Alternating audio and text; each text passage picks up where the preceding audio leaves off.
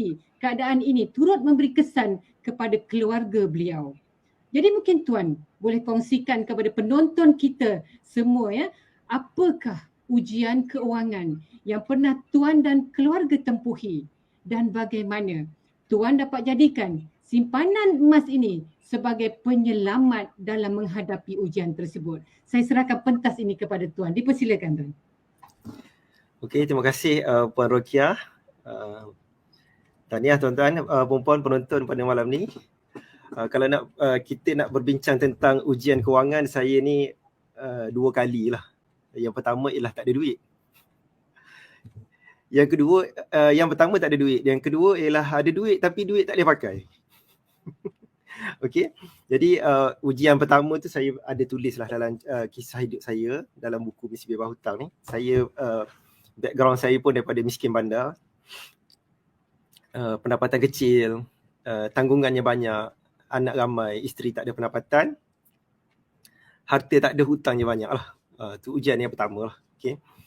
Jadi bila saya bangun dari sudut membina kekayaan, saya bangkit hinggalah saya ada satu jumlah simpanan yang bagus.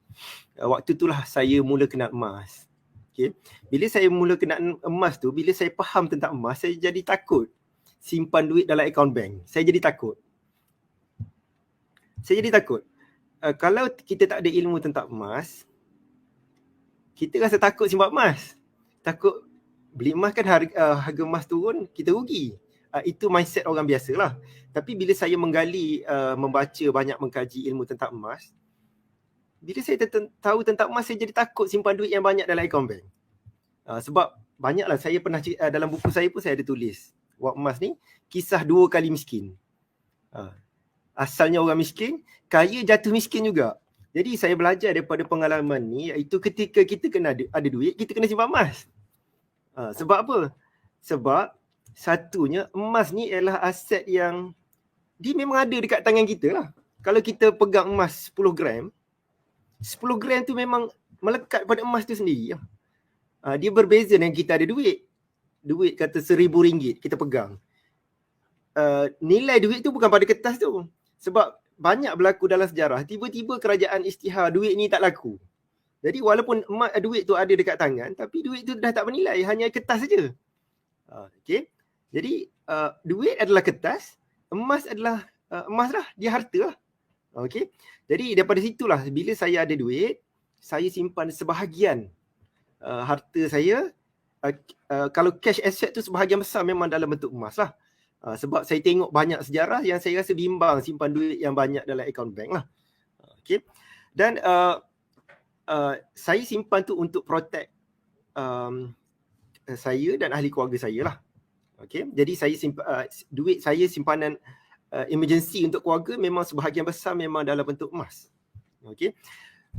Dan okay, bila kita dah ada duit, ada harta, ada pendapatan yang baik, dan saya protect, saya buat risiko, saya study apa risiko terjadi kepada saya, dan saya study antaranya ialah risiko kematian ataupun sakit.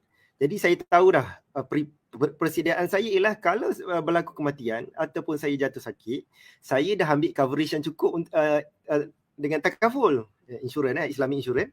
Saya ambil coverage yang cukup. At least saya cover untuk diri saya tu 1 juta tuan-tuan. 1 juta. Jadi kalau saya mati ke saya sakit dia, claim daripada situ saja dah 1 juta. Okay. Sama, kalau mati pun sama. Kalau mati, harta-harta tu boleh diwariskan tuan-tuan, tak ada masalah. Mati ke sakit tu boleh diwariskan lah. Cuma saya tak pernah terfikir, satu risiko yang saya tak pernah terfikir itu saya dipenjarakan pada 30 Oktober 2018. Musibah yang saya tak pernah terfikir tuan-tuan. Saya tak pernah terfikir. Mana ada orang merancang kalau aku terpenjara nak buat apa? Tak pernah. Dan saya baca buku-buku kewangan pun tak pernah ada guru kewangan ajar okey macam mana kita kena bersiap sedia kalau kita terpenjara ataupun akaun kita kena freeze. Tak pernah tuan-tuan. Saya tak pernah jumpa panduan kalau akaun kena freeze. Apa yang terjadi tuan-tuan pada ketika saya dipenjarakan selama 2 tahun, pada kesalahan yang saya rasa saya tak buat.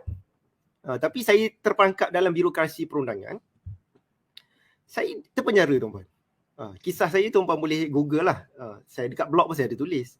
Saya tak ada rahsia. Saya bekas banduan tuan-tuan. Saya tak malu cerita bekas panduan, tapi sebab saya tak buat jahat. Okey. Okey. Dan bila saya terpenjara tuan-puan, apa yang satu terpenjara tu ialah saya bimbang. Bila saya tengok kes saya ni, dia masuk dalam kategori terorisme. Bagi sedekah RM200 kepada kawan lama saya yang di luar pengetahuan saya, dia di dalam senarai digazet oleh kerajaan sebagai teroris. Dan saya yakin tak ada, kita public tak tahu siapa senarai teroris. Ketika saya didakwa saja, baru saya dapat senarai teroris. Mana saya cakap, mana saya nak dapat SM ni? Tak pernah pun saya dapat berita, nampak kerajaan publish, ini adalah teroris, inilah senarai teroris Malaysia. Tak ada. Jadi ketika tu tuan-puan, satu saya beban yang berat pada saya ialah berapa tahun saya akan terpenjara. Saya dihadapkan dengan pertuduhan minimum 7 tahun penjara tuan. Minimum 7 tahun. Maksudnya kalau saya minimum penjara yang saya kena ialah 7 tahun. Dan maksimum 30 tahun. Dalam keadaan berat tu, dah lah berat tuan-puan.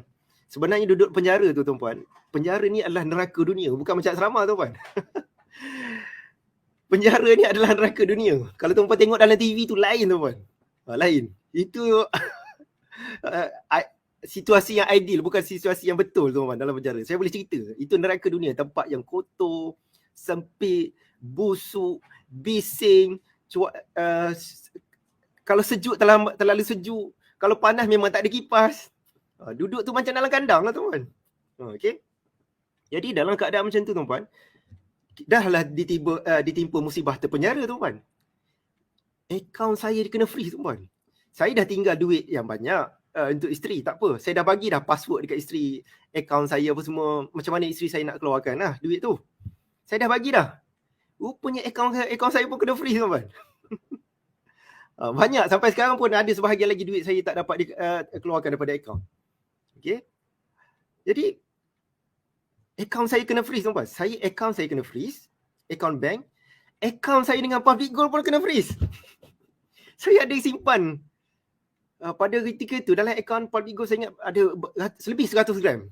Lebih 100 gram dalam akaun Musgap pun kena freeze. Macam mana tuan-puan? Nasib baik tuan-puan. Nasib baik. Saya ajar orang simpan 1 kilo satu keluarga. Simpan 1 kilo satu keluarga. Saya tak cakap kosong tuan-puan. Saya memang simpan physical gold yang saya dan isteri saya boleh akses bila-bila masa 1 kilo. Okay. Jadi nasib baik tuan-puan, akaun dah tak boleh pakai tuan-puan. Duit dalam akaun isteri saya tak boleh akses. Jadi apa yang buat? Isteri saya ambil gold tu, jual lah sikit-sikit. Nak pakai jual sikit. Nak pakai jual sikit. Jadi tuan-puan, saya rasa sangat bersyukur tuan-puan. Nasib baik saya simpan emas. Kalau saya tak simpan emas, kalaulah harta saya dalam bentuk saham ataupun dalam akaun SB tabung haji dan dalam bentuk hartanah, saya problem tuan-puan. Isteri saya problem. Isteri saya tak ada pendapatan. Anak 8 orang tuan-puan ketika tu. Sekarang pun masih 8 lah. Okay? Anak 8 orang, isteri tak ada pendapatan. Jadi duit pun bukan dalam akaun isteri saya, dalam akaun saya. Okay, jadi saya nasib baik tuan-puan, pada ketika itu saya simpan emas, dan emas tu bukan dalam akaun, bukan dalam bentuk digital, physical, yang saya dan isteri boleh akses pada bila-bila masa. Jadi isteri saya gunalah emas tu, jual sikit. Bayangkan tuan-puan, kalau sekilo setakat nak survive 2 tahun tu tak ada masalah tuan-puan. Sekilo emas. Jadi saya, itulah cerita saya macam mana emas ni boleh menyelamatkan kewangan saya, isteri dan anak-anak saya. Dulu tuan-puan, saya fikir emas ni menyelamatkan orang yang bankrupt. Dulu saya ada tulis dalam buku ni, bankrupt tak apa, boleh simpan emas. Tapi saya fikir mungkin saya tak bankrupt. Saya simpan harta je cukup. Hutang saya tak ada masalah.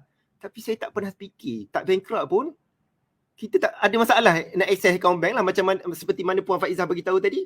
Kalau kita terpalit dengan kes yang melibatkan AMLA, Akta Gubahan Wang Haram, walaupun kita tak buat, tapi nama kita terpalit, akaun kita terpalit, habis tuan-puan, kita akan habis semua. Jadi itulah ceritanya. Puan moderator, Puan Rokiah. Okey, selagi satu tuan-puan, saya ni beli emas, saya tak ada fikir nak jual tu. Sejak saya menyimpan emas tahun 2010, tak pernah jual tuan-puan. Beli setiap bulan. Waktu bila, dan sampai sekarang pun saya tak pernah jual. Waktu bila jual, saya tak jual. Isteri saya jual waktu saya terpenjara. Jual sikit. Alhamdulillah semua bila sekarang ni semua dah recover, semua dah simpan tambah balik lah. Saya beli balik beli. Jadi dapat recover semua emas yang terjual dulu lah.